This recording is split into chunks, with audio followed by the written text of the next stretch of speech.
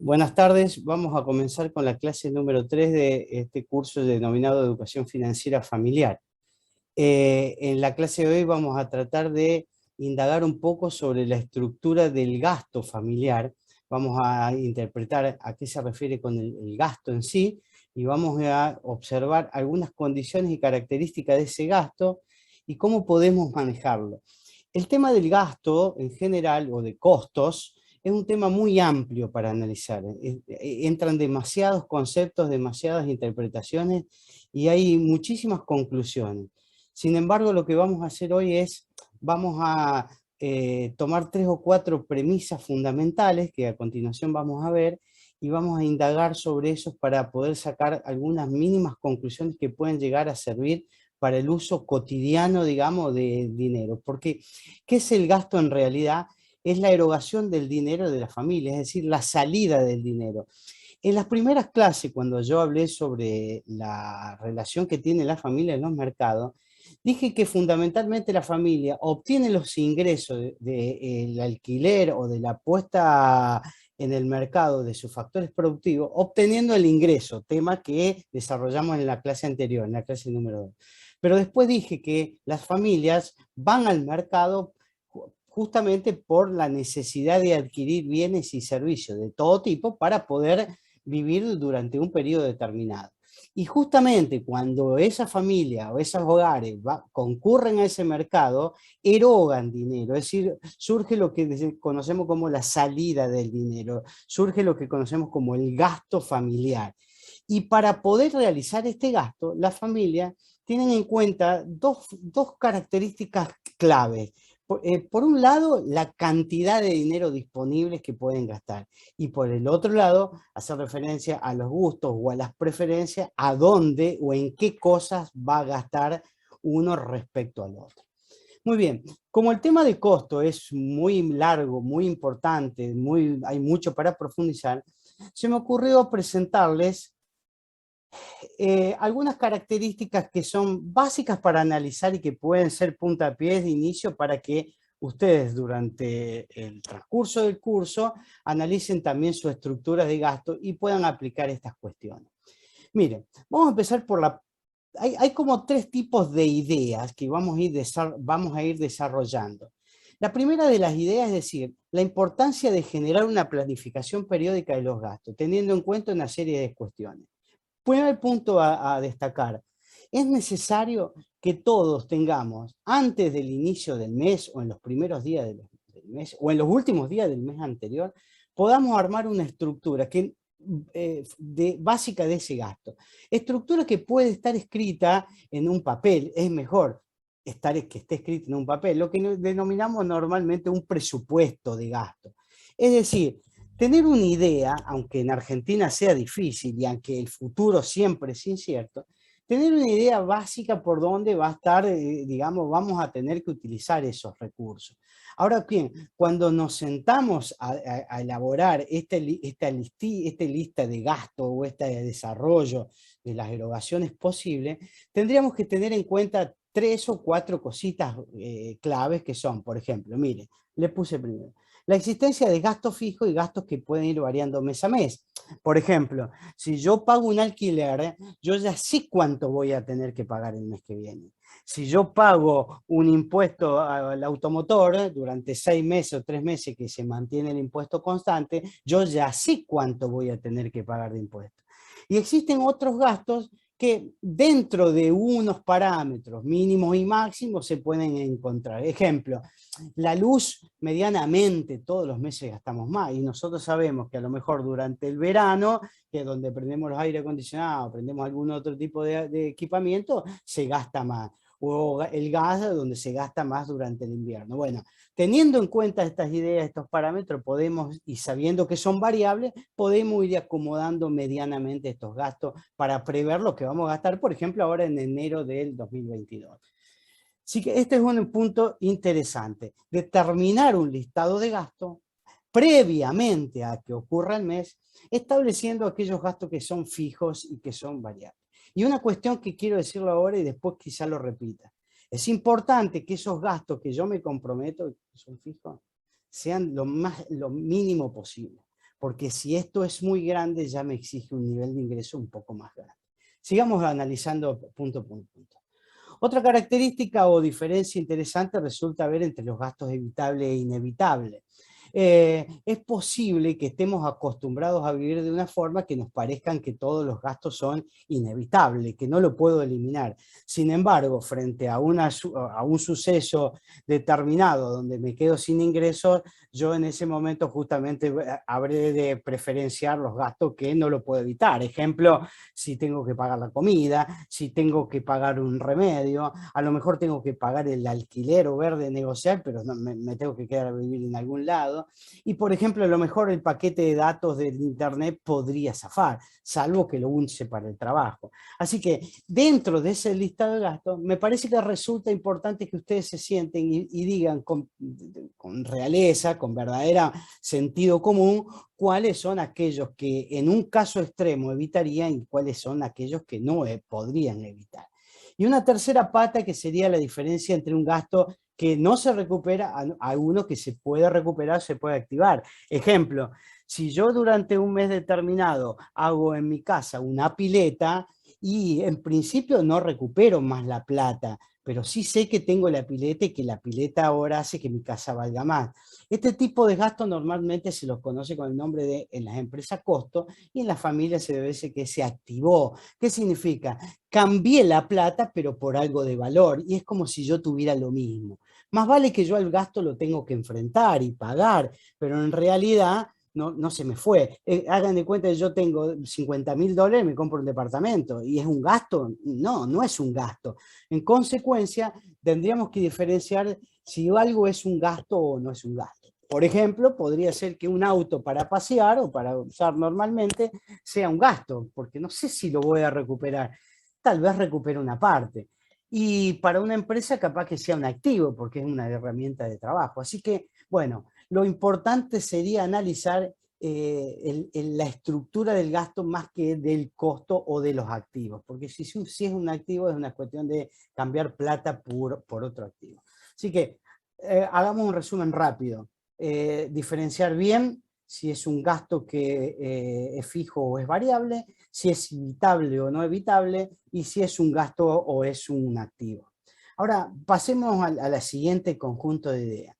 Yo creo que a partir de estas ideas podríamos desarrollar y decir que en el próximo mes yo me podría plantear, digamos, el nivel de gasto aplicando un proceso que se me ocurrió ponerlo o agregarlo en 4 partes, mire. Vamos a hacer una lectura rápida. En un primer paso, ajustar al mínimo cada partida de gasto, eliminando los que no son imprescindibles. En una segunda parte podríamos aumentar esas partidas o destinar fondos a nuevas partidas. En una tercera parte podríamos destinar fondos a previsión, a los efectos de cubrir algo hacia el futuro, y en una cuarta parte ya podríamos incorporar concretamente un poco el objetivo de la clase de hoy, que es decir, una partida que vaya al ahorro, sea específico para algo o no específico, sino un ahorro general.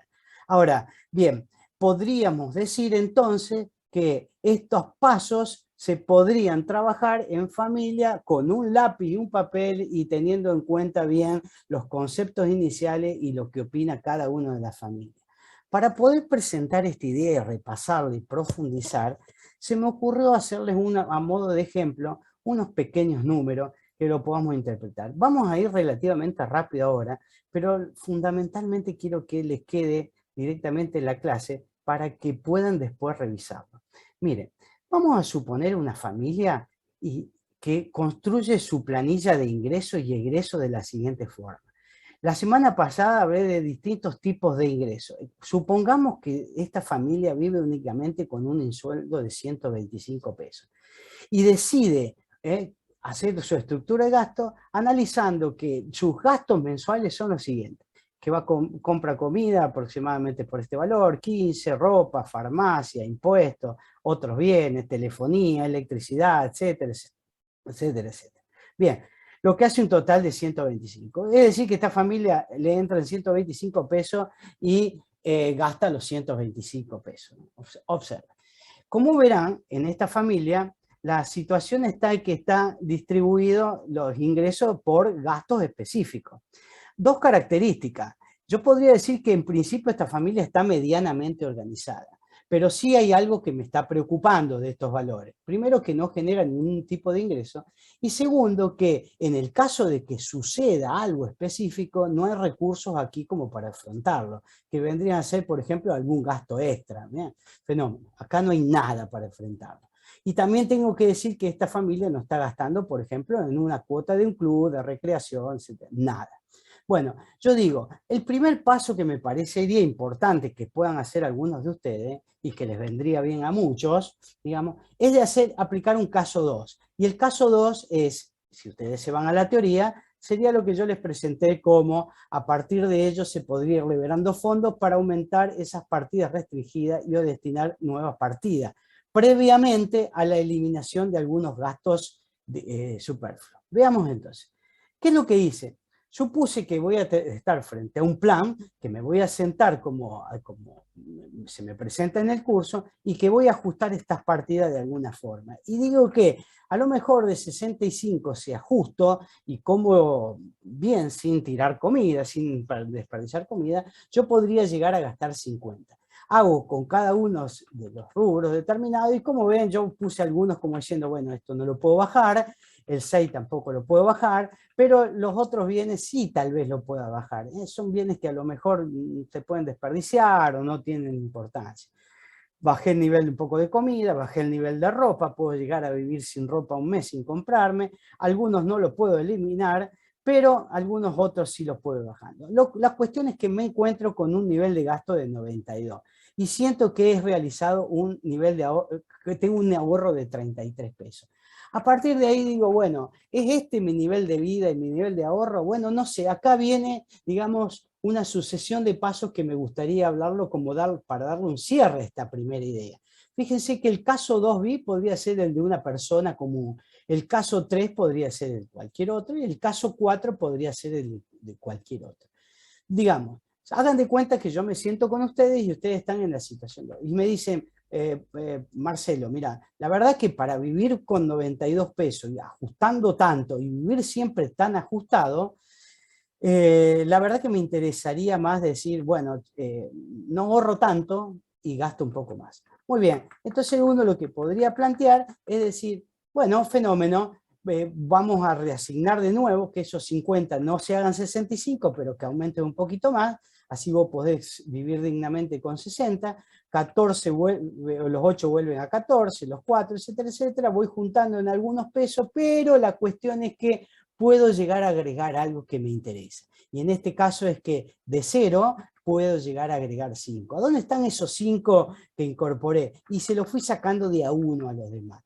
Esta situación del caso 2 sería para aquellos que, en definitiva, están viviendo justo en la actualidad, hicieron un plan de reasignación de gastos, bajaron al extremo, pero no les gusta aplicar este plan porque se tienen que eliminar mucho de la vida. Y en consecuencia, para no llegar a este extremo, deciden reasignar estas partidas y volverlas a ubicar de una forma.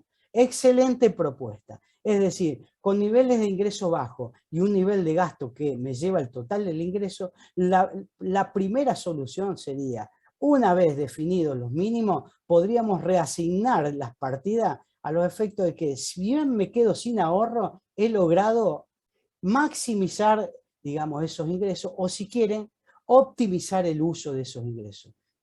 A lo mejor ahorré 5 pesos de comida, pero logré establecer una cuota de club o recreación, llámese ir a tomar una cerveza, ir a salir con un amigo, con una amiga, etcétera, etcétera. Este sería el primer caso, y esto resulta ser importante. Repito los pasos: reasignar el nivel de gasto al mínimo y posteriormente liberar partidas para aquellos que considero que son los más importantes. Un segundo paso sería, mire, aquel que dice, entre ahorrar tanto y gastarme todo en nuestras partidas, podría ser una combinación de ambas partes. Y esta es la parte tercera, digamos, de la teoría, donde yo les pongo que en una tercera etapa se podría ir liberando el fondo a partidas restringidas o destinar nuevas partidas. Y en la tercera etapa se podría destinar fondo a modo de previsión. Es decir, que en este caso empieza a funcionar el sistema de previsión. ¿Qué sería una previsión? sería decir, bueno, che, pero si guardo algo por las dudas que ocurra algo, en este caso entonces lo que hago es decir, bueno, entre 50, que es el mínimo, y 65, que es el máximo, podría estar gastando 60, pero a lo mejor con 56 me acomodo, o de los 14 me acomodo con 12 y así sucesivamente. De tal forma que sí o sí me propongo como meta en decir que de 125, 12 pesos, 13, 10, 8, 15, los voy a guardar a modo de previsión. Modo de previsión, ¿por qué? Y como si fuera un gasto concreto que se dio cuando en realidad no se dio, porque la previsión es estimar el futuro pensando de que puede llegar a ocurrir algo en forma negativa y que me genera algún tipo de fondo. Ejemplo, se me rompió la heladera. Entonces, ¿qué estoy haciendo cuando hago este caso, el caso 3A? Y en definitiva, de mi cartera original, de mi canasta original, estoy reacomodando, reasignando mis gastos. ¿Al extremo como reasigné al principio? No, de una forma optimizada con una condición distinta al caso 2B, que en este caso le agrego sí o sí en la previsión. Muy bien, una vez que ajusté todos estos valores, digamos, siempre mayores a los que son los mínimos, siempre mayores a los que son los mínimos, me alcanza justamente ese dinero para la previsión. Fíjense que con esa previsión alcanzo los 125 pesos de ingreso. Pero la previsión me va a permitir un segundo paso sumamente interesante. Porque, ¿qué es la previsión? La previsión es acumular un dinero, no gastarlo, acumularlo para gastarlo por las dudas en el futuro. Y eso pasa a ser un crecimiento real, un ahorro real. Por eso está puesto acá abajo. Si yo ese ahorro lo hago en un plazo fijo, fíjense que el mes siguiente yo no solamente voy a tener el sueldo, sino que además voy a tener un interés por el plazo fijo. Un interés del plazo fijo. Y además tendré mis 15 pesos guardados, ¿no? O sea, como ingreso voy a tener los 125 del sueldo y el interés. Los 15 pesos también los voy a tener, pero no son un ingreso, son un ahorro del mes pasado. Bueno, fíjense, si yo vuelvo, vamos a decir en un contexto no inflacionario, porque si hay inflación aumenta todo lo de abajo, debería aumentar lo de arriba. Yo sé que no ocurre siempre igual, pero saquemos la inflación de este contexto.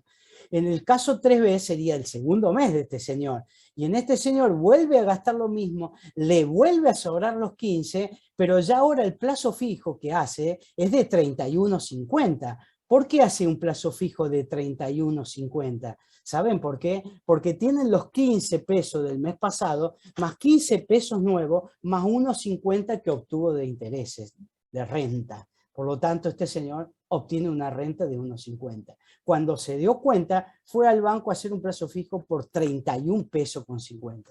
15 del mes pasado, 15 de este mes y el peso 50. Si volvemos a repetir un tercer mes, este señor ya ahora no logra 1.50, ni siquiera logra el doble de intereses, 3, logra 3.15. ¿Por qué logra 3.15? Porque tampoco ahora el plazo fijo fue del doble, fue un poquito más del doble. Y esto es lo que normalmente se conoce como crecimiento exponencial. No crece siempre a la misma velocidad, crece más rápido, porque cada vez el ahorro es más grande y cada vez los intereses son un poquito más grandes. Cuando me descuide este buen hombre, cuenta con un presupuesto que sí está ajustado, no está ajustado al mínimo como en los 92 pesos, está ajustado con 110 pesos, 15 siempre de previsión, y la cuestión que llegó al tercer mes casi con 45 pesos más todos los intereses. Es decir, que llegó con un plazo fijo de 49.65, que al siguiente mes le va a dar 4,97 de interés. Entonces, esta es una buena análisis o una buena forma de poder trabajar y hacer crecer varias cosas a la vez. Interpretemos esto, varias cosas a la vez. Primero, si bien ajusté de mis gastos, es probable que haya ajustado en forma ordenada. De tal forma que además me genera la previsión. Y la previsión no deja de ser un ahorro. Y como es un ahorro, me genera una renta financiera. Con tal sentido, me crecieron los ingresos, me bajó el nivel de gasto, optimicé esa canasta y hoy por hoy tengo 50 pesos como para decir, frente a una ocasión, es probable que no solamente arregle la heladera, sino que pueda arreglar algo más. Esta previsión puede ser para cualquier cosa o puede ser algo en general, por un valor determinado. Bueno, habiendo llegado hasta este punto en el análisis de la estructura del gasto e incluido el tema de las previsiones, vamos a dar por terminado este video, este tercer video, para entrar en un cuarto y importante episodio, capítulo, que va a estar relacionado directamente con esta estructura y el ahorro, pero fundamentalmente lo vamos a analizar desde lo conceptual, no como una diferencia entre ingresos y egresos, sino como una concepción de vida o como un punto relativamente importante dentro de lo que es el presupuesto mensual.